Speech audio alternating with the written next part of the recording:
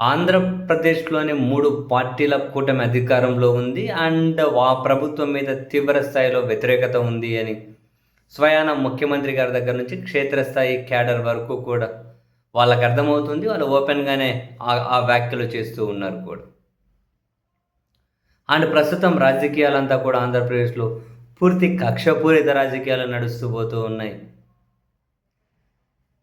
ఈ రాజకీయాలను చూసి మీకు నాకే గాదు, రాజకీయాల్లో ఉన్న వాళ్ళకు కూడా చాలామందికి చికాకు పుడుతోంది. కొందరు బయటపడలేకున్నా ఉన్నారు. మరికొందరు ఈ రాజకీయాలతో విసుగు చెందినట్లున్నారు. అధికార కూటమికి సంబంధించినటువంటి ఎమ్మెల్యేలే వరుసపెట్టి మాకీ రాజకీయాలొద్దు, ఇక పోటీ కూడా చేయము. అసలు మా కుటుంబ సభ్యులు కూడా పోటీ చేయరని చెప్పి కొందరైతే ప్రకటిస్తూ ఉన్నారు. ఇంతకుముందు చూసాం జమ్మలమడుగు ఎమ్మెల్యే ఆదినారాయణ రెడ్డి గారు, ఇక నేనేం పోటీ చేయను, ఇంక నెక్స్ట్ ఎన్నికల్లో ఎప్పుడు గానీ పోటీ చేయను అని చెప్పి ఆయన ప్రకటించారు.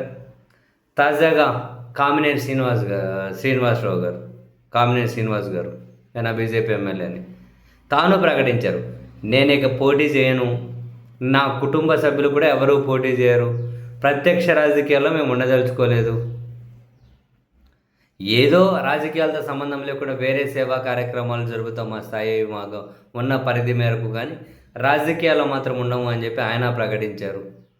బహుశా నెక్స్ట్ విష్ణుకుమార్ రాజు గారు కూడా ఇకేమీ రాజకీయాల్లో పోటీ చేయకూడదని చెప్పి ఆయన కూడా ఆలోచిస్తున్నారు అని చెప్పి కొన్ని వార్తలు వెలువడుతూ ఉన్నాయి.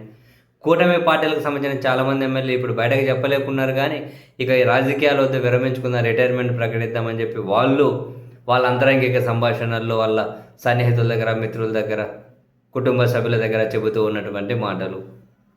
ఎందుకో మరి అధికారంలో ఉన్న వాళ్ళకే రాజకీయాలంటే విసుగు పుట్టిపోయాయి.